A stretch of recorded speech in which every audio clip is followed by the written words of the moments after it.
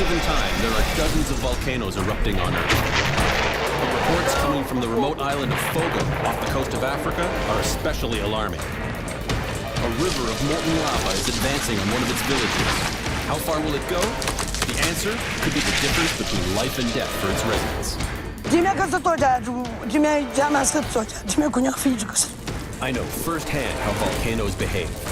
I've rappelled deep into exploding fiery craters and explored, up close, many of the world's most active volcanoes. To understand what's happening in Cabo Verde, I have to go and see it for myself. Wow!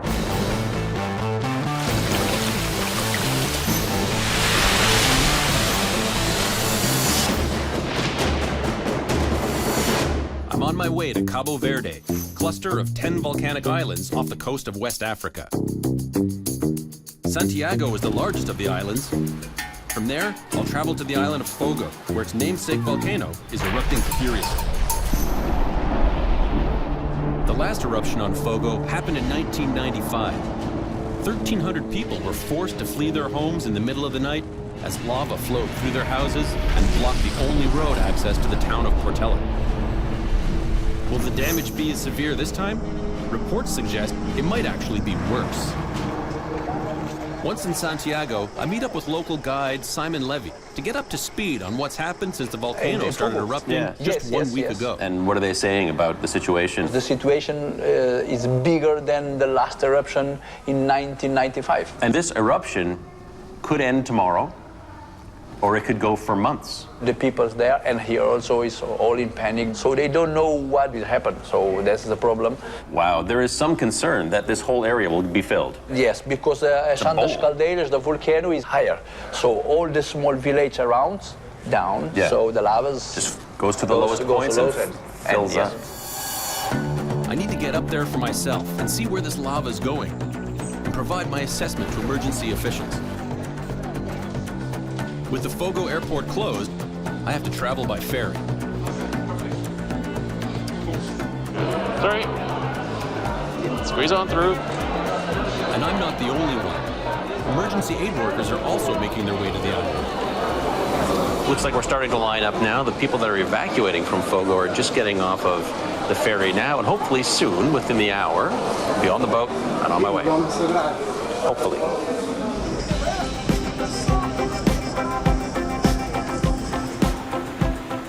It's a 4-hour ferry ride from Santiago to Fogo. Our trek to the volcano starts in Sou Filipe, the island's main city. From here, we'll need to drive up and into the volcano's caldera, the lowlands surrounding the volcano's peak, where the village of Portela is located. So far, the lava has reached the border of the town, steamrolling entire buildings at the news border. I've run into Patrick Barois. He's from France. He's a very, very experienced volcanophile, been all over the world. He was here in 1995 for the big eruption there, and you've written 5 books about volcanoes. Yes, so what was it like here during 1995? There is big lava flow, big explosion, big lava fountain, but this eruption is not the same, because this eruption is more dramatical, because the lava flow now has destroyed the ground, the villages. It's a problem to build a house in this kind of volcano, because it is the house of the volcanoes, and the volcano decide himself what to do. Right. People that build in there, they're basically building on the volcano's land, the volcano's property, and they're living on borrowed time by building in there. By reaching the volcano, I'm hoping to see the lava flow's direction and get some insight as to whether or not it'll flow past Portela and into the village of Bandiera.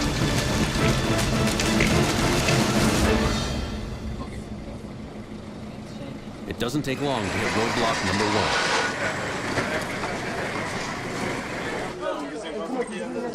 1. All the other alternative roads to go inside, it's completely destroyed. So that's the reason they stopped, because Portela village is completely covered with the lavas at the moment. This is one of the villages where the people who've been evacuating from basically the destroyed towns have been setting up shop.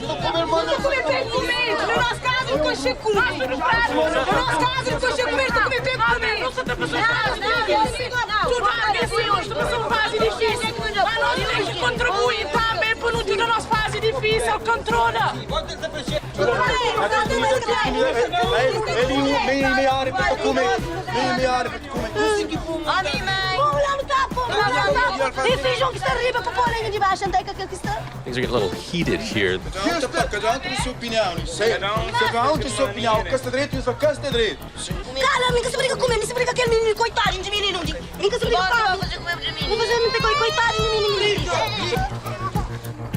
There are tents, there's food, there's water, but it's crowded. There's only one toilet for the whole facility, so some of the people are not too pleased. The people who live here feel they're not being listened to and their needs are being ignored. They're extremely vulnerable, forced to live in the shadow of a volcano in order to take advantage of the rich soil this dangerous corner of the Earth offers. Part of Portela is already hit. Hopefully, the lava will stop before more damage is done. So let's go to say here. Well, let's get up to, of course, where we can. How many lives are in danger? I've got to keep moving if I'm going to find out.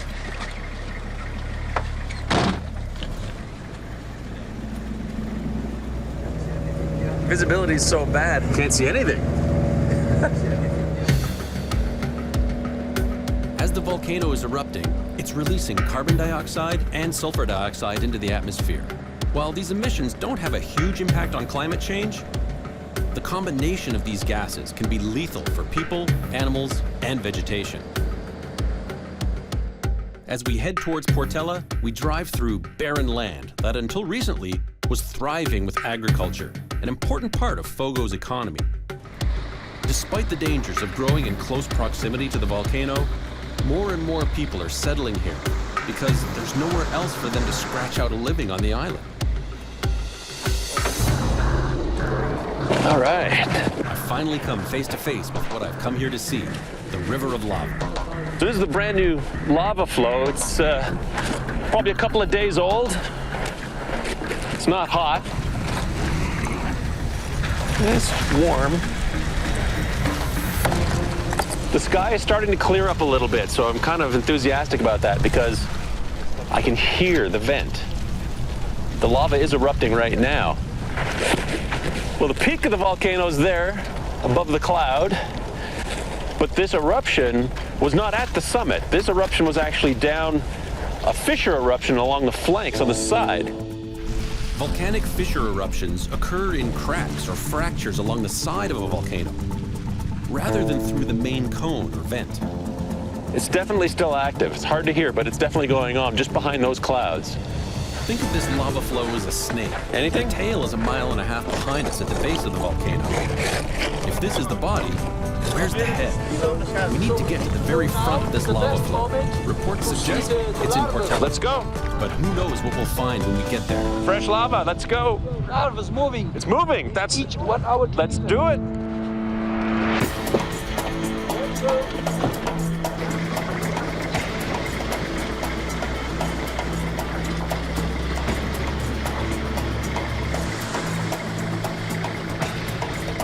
Three days ago, you could keep driving right to Portela, but unfortunately for us, this fast-moving river of lava passed through, leaving a wall of solid rock in its wake.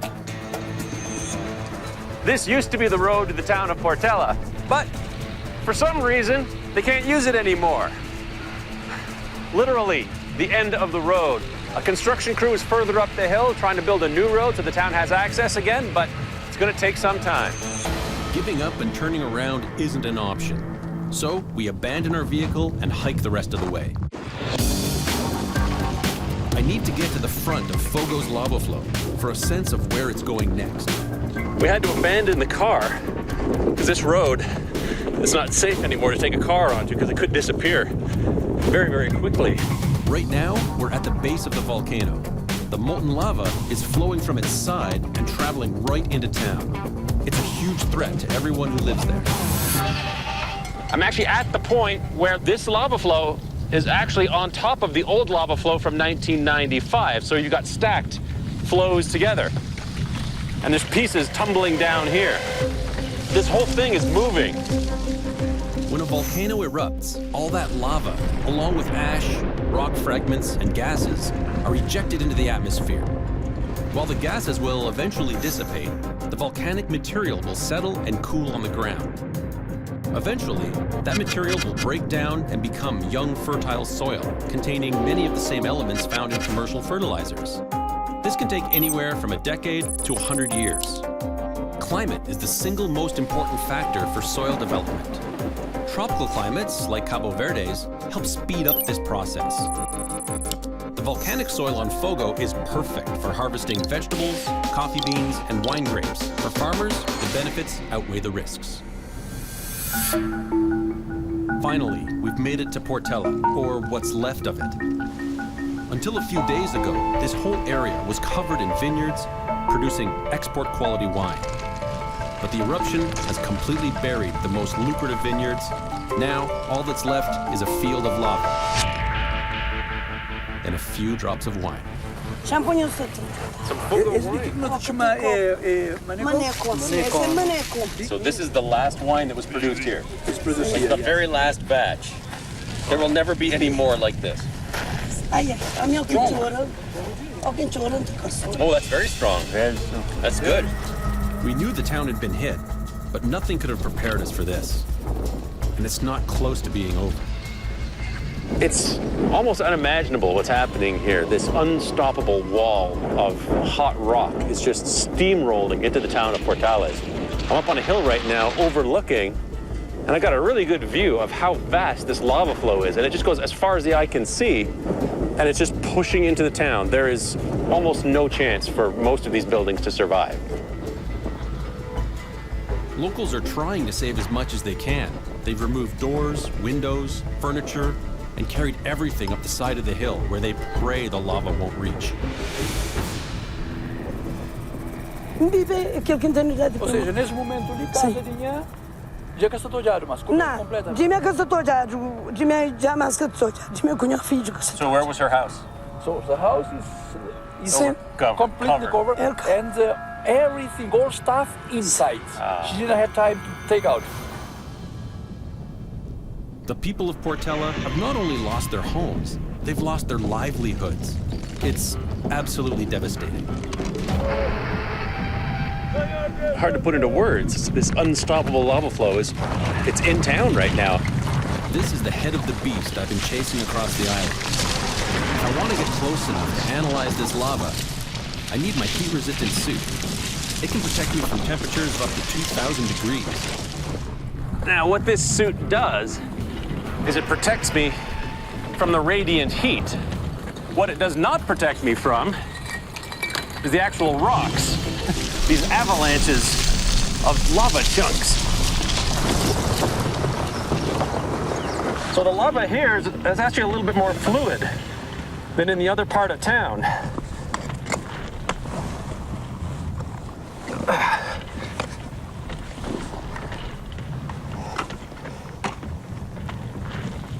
As soon as I touch my hammer to the lava, it just immediately bursts into flames.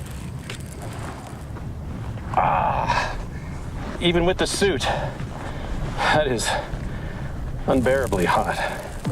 It's burning my ears. Ow! Ow! I'm using an infrared thermometer. Lava can reach temperatures up to 2,000 degrees Fahrenheit. I've gone off the scale. This lava must be hotter than the 1,000 degrees that this thermometer can read. Off the scale. Okay, that's useless. Evacuation of these homes began as soon as the volcano first erupted. Oh, wow. Oh, jeez. Holy smokes. Less than a week ago, the family who lived here was forced to evacuate in the middle of the night, taking with them whatever they could carry. The glass is broken. The door is hot. Wow, more glass coming through. Very, very soon, this wall is going to just completely come crashing in. I don't think this lock is going to hold it for much longer.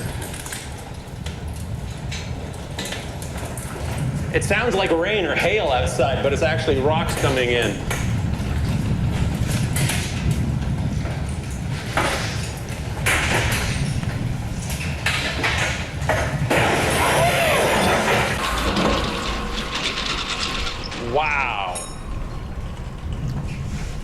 That was something.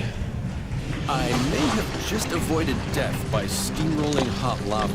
Even though the lava appears to be moving relatively slowly, it's actually moving at 100 feet an hour. It would take it under 3 hours to cross a football field. That's fast. In 4 days, the lava has destroyed just about everything in this town. And by the end of the week, another town will be in the lava's path. To me, it blows my mind how we all live on this thin skin, this crust on top of the Earth. If you were to shrink the Earth down to the size of an apple, the crust that we live on would be about as thick as the skin on that apple. And everything else inside is basically this. Civilization exists because of geological permission, which is revocable at any time.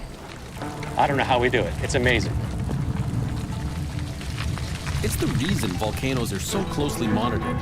Except poor countries don't always have the resources and latest technologies to observe them as carefully as they'd like to. This really is a world problem. While it's too late for Portela, other towns on the island are still at risk. So for now, my biggest concern is just how far this lava flow can go. And for that, I've got to get closer to the source. And I've just met a local who might be my ticket to the top. It flies up about 600 feet and then it comes down, so it cools off on the way down. Yeah, but it's still enough instant. I mean, it goes like this. We thought the whole place was going. How difficult is it to get there? Man, 10 minutes. So you can drive right up to a point and then walk for 10 minutes? Yeah, I got my car right over here. I love you. There's tons of seismic activity. Yeah. This area is not stable. I mean, absolutely not. Just it's very, very, very quiet right now. But they do not know if it's going to blow or not. I'm trying to help these guys get rid of their wine, so I had a few glasses. I mean, they ain't going to be able to pump all of it up. So I'm going up there in a little while. It takes got about an hour walk back to the car. Yeah. But the twilight hour is the best. I see the smoke and the flames. Yeah. So it gets dark, you can only see the if we can follow you. Sure, no problem. So met up with this very odd dude whose name is Vince, and he says that he can get me up to the vent. So I'm gonna trust him and follow him right now and see if we can get up there. It's starting to get dark, so we should be able to see that real incandescence coming up from the volcano. So I don't know how this is gonna work out, but stay tuned, we'll see. Vince knows the roads of this island like the back of his hand. He usually leads fishing charters, but tonight, he's guiding us as close to the eruption as possible. Then, we'll have to hike the rest of the way. Hopefully, getting this close to the source will get me the answers I'm looking for. Now that night has fallen, I can clearly see that there's almost continuous explosions going on the flank of the volcano. There's actually two very vigorous vents and a lava flow coming down the side. It's a little hard to see still, but that just means I have to get a bit closer. All right, folks. The really big lava flow, that's what's heading down into the towns. But higher up, the explosive part of the eruption, to me, it looks like there's too much lava for these explosions. So I think there's some lava tube or something below, further down the mountain, that's feeding these lava flows. Lava tubes are formed when the top of lava flows harden and forms a roof above it. It acts like a tunnel and drains the lava from the volcano. This may mean the threat is greater than I thought, and many more communities could be at risk, starting with the neighboring town of Banguera. Every time there's an explosion, I can feel the shock wave and the ground shaking. This is what's called a Strombolian eruption, named after the active Stromboli volcano in Italy. It spews lava at regular intervals. You can see these lava bombs shooting up, just hundreds and hundreds of yards up in the air and tumbling down the side. These glowing chunks of lava are being pushed out at high pressure from these expanding gases deep inside the Earth. I've got to be careful. There have been a few close ones. A light show like this, it's nature's fireworks. It really is the best show on Earth. However, at the same time, if you're downhill of one of these things and the lava flow is coming for your village or your house, it's hard to appreciate the beauty.